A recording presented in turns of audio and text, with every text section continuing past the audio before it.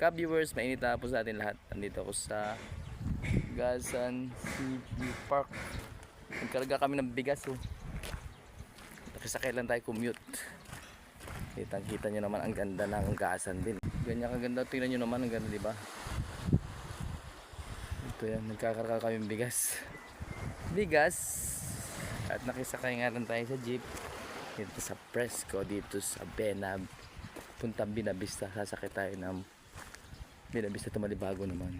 Kita nyo dito, may agil dito. Pwedeng pasyalan din. Ito yung sa Gasan Seaview Park. Ayan, naligaw tayo dito sa Gasan. Shoutout sa mga taga-Gasan. Napakaganda nyo na ng inyong view park. Mga magandang tanawin.